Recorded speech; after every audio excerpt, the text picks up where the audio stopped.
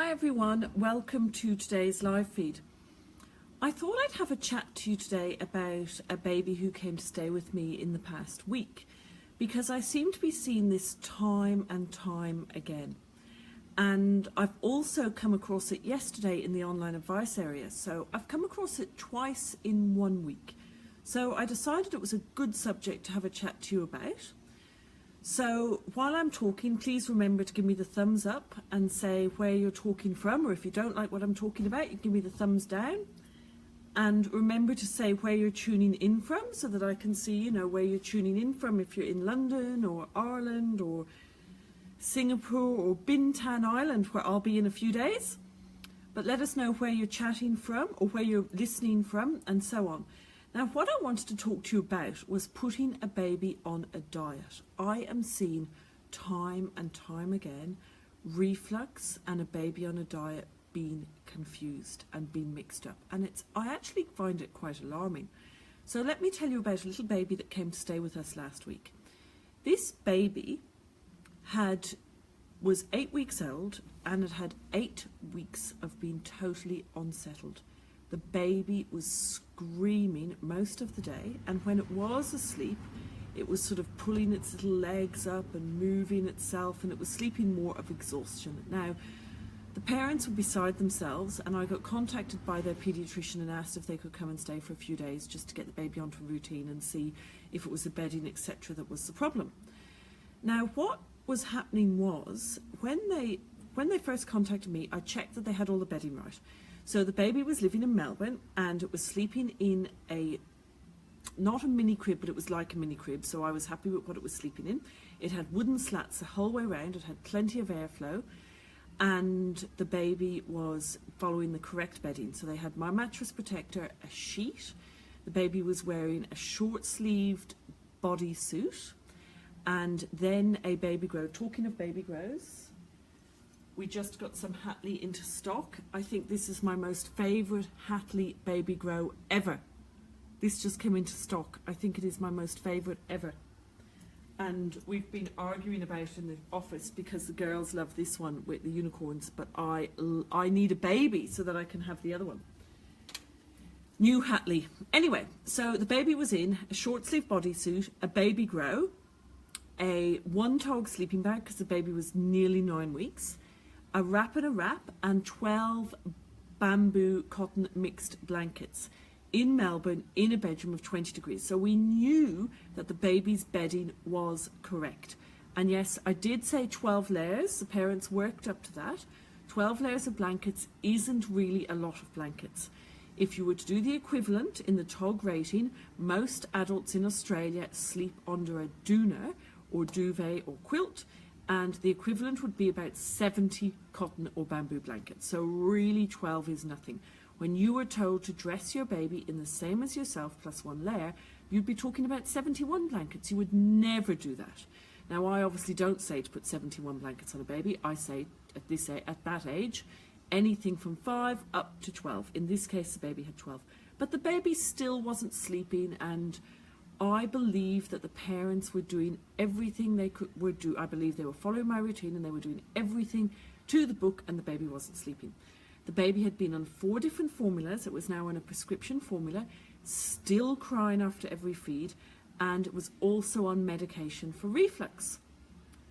The mother would describe to me how she would feed the baby, and when she would finish the feed, the baby would scream. Now, this is the same as reflux. So if you feed your baby who has very severe reflux, when the feed finishes, the milk refluxes up and the baby screams. So in this case, it sounded like the baby had really bad reflux. But when the parents came to stay with me and I had a chat to them, I realised the baby didn't have reflux. The baby was on a diet.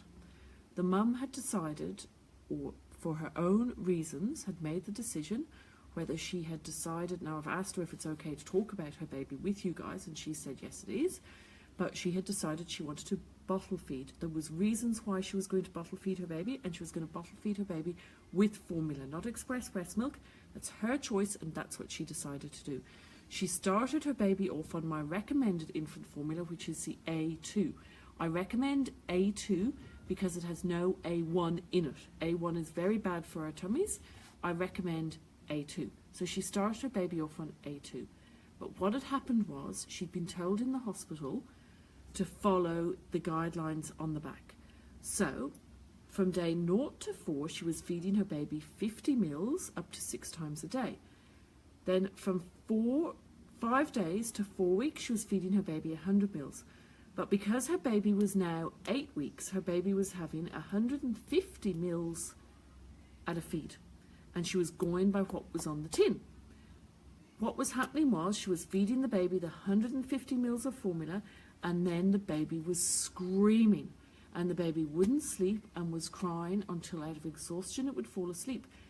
And I didn't ask her in all of my phone consultations, which I was doing because we were booking her into the clinic, are you feeding your baby until full, or is your baby on a diet? I didn't think to ask it. I felt quite silly because I realised straight away her baby was hungry. So we took her baby off the reflux medication because I talked to the ped, and we took the baby off the prescription formula, and we went back to the A2 infant formula. Now again, remember, I only recommend step 1. From 0 to 14 months, I recommend step 1 if you're feeding formula, never step 2 or stage 2 or 3. Now we put the baby back onto the A2, and instead of feeding the baby 150 meals at each feed, we fed the baby until full. At the first feed, this baby, who was nearly 9 weeks old, took 270 meals. At the next feed, they took 250. And now the baby is happily taking 240 meals at every feed and sleeping and following the routine perfectly. And the problem with the baby was, the baby didn't have reflux, the baby wasn't getting enough food. So when they were finishing the bottle at the 150 mils, the baby was absolutely screaming because the baby was hungry. Now, it seems to be getting missed. Babies need to not be fed on the back of the packet. This is a guide. This is an average. They're not telling you if your baby is 4 kg or if your baby is 2 kg. If they gave you the weights of your baby, then you'd have a more accurate table on the back of the tin. They're giving you an average. So a baby who's 4 kg will have maybe 80 meals at birth, and a baby who's 200 or 2.5 kg might only have the 50 meals at birth. It's an average. So please share this feed with any of your friends who are pregnant or who have a newborn, to help them, because people are very confused. And if you are breastfeeding, again, you feed your baby to avoid the problems with breast nipple problems like pain, engorged boobs and cracked nipples. You feed them on the routine, the guide in my book. But once they are feeding, you feed them up to the 25 minutes on each breast, which is explained in the book, which makes them have a full feed. You don't restrict them to one breast. So please remember to always feed your babies until they're full. Remember to try the bedding guide as well, which will help you. Heidi has just said, I've tried transitioning my breastfed 8-month-old to A2 formula. Had a lot of screaming and crying, waking 5 nights in a row. Since being off to A2, no night waking. Okay, so this could be 2 reasons, Heidi. One could be that you use stage 2. Can you just pop a post up saying whether you use stage 1 or whether you use stage 2? I would use stage 1, Heidi, not stage 2. Secondly, when you first introduce a solids food to your baby or a new formula to your baby or anything to your baby's diet, they often become hungrier. So they go, oh, their body goes, oh, I love this, I want more of this A2 formula. So they become hungrier. So you're saying, Heidi, that your baby was on step 1, which was great. You're obviously following my advice, and was waking 5 nights in a row, screaming, crying. I would say that your baby was hungry. So I would say that the formula made your baby become hungry. Now, Heidi, can you say, when you were saying that you introduced stage 2, did you introduce it in bottles, and were you feeding in the day until your baby was full? Were you giving a set amount, or were you feeding until full? You might find, if you weren't feeding until full, that this was the problem, that your baby was then waking up hungry at night.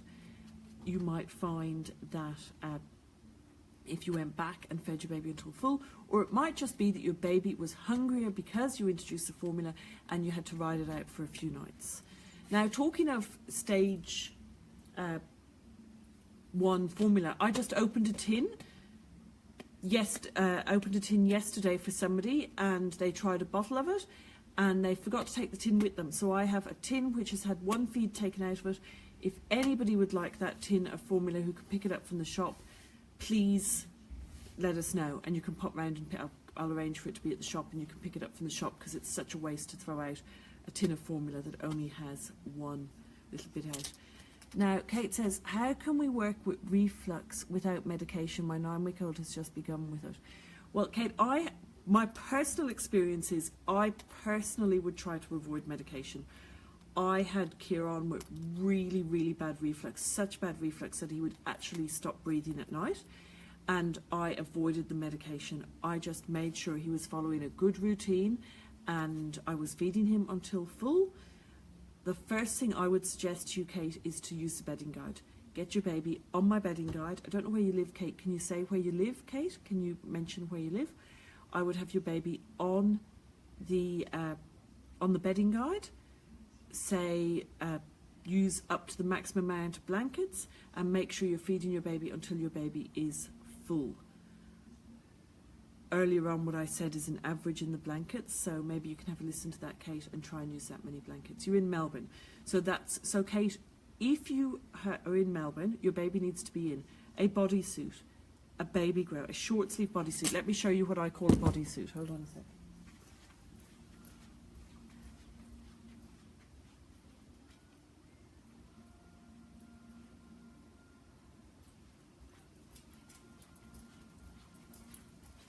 So, Kate, you would have your baby in a short sleeve bodysuit, something like this, and then you would have your baby in a baby grow, which is like this, with the legs. I'll step back. So a baby grow is like that, which some people call a onesie. Then you would have your baby in a one-tog sleeping bag. So you would then have your baby in a sleeping bag like this, but a one-tog. So you would then have your baby in the one-tog sleeping bag. We would then wrap your baby over the top of the one-tog sleeping bag. You would have to have either a cotton towel or my mattress protector, and then you would have at least 12 blankets on your baby to try and avoid your baby waking up frequently in the night, which can make the reflux worse. Kate, can you actually say if you're following that, if you've tried that? Because if you haven't tried that, I would be trying that, and I would be trying to feed your baby until they're full before you would start the medication. And if you've started the medication, I would follow the bedding guide, follow the advice I've just given you, and slowly cut back on the medication. Okay, you say, great, bedding guide and feed until full. I have some challenges with breastfeeding. I mainly express bottles and formula for one night feed. So with the formula, it's not a good idea to give the formula at the night feed, Kate, because you're going to keep chopping and changing what time you give the formula. You're best to give the formula at the same feed every day. So you're better to pick the 6 o'clock at night feed and give your baby formula at 6 o'clock at night. So you're better to give your baby the formula at 6 o'clock at night, and then do the express breast milk with all the other feeds. Feed your baby until they're full, and try the bedding guide. Helen says, different topic, but what age do you introduce pillows, please? Helen, you introduce pillows when they move to a bed. I have got a very, very flat toddler pillow that I sell, and I would only introduce it when they move to a bed. So you would introduce it at 2.5 for a girl and 3 for a boy. Heidi says, would you consider being an intolerance when introduced yogurt? Would you consider this being intolerance? This also happened when introduced yogurt. If your baby has become unsettled at night, Heidi, from yogurt and from formula, yes, it could be a cow's milk intolerance. So definitely it could be a cow's milk intolerance. Okay, guys, I'm going to leave it there. I will check in again soon. We're going away on a family holiday, and I'll be doing hopefully lots of live feeds while we're away on holidays. We go away on Wednesday. Okay, thanks everybody. Bye.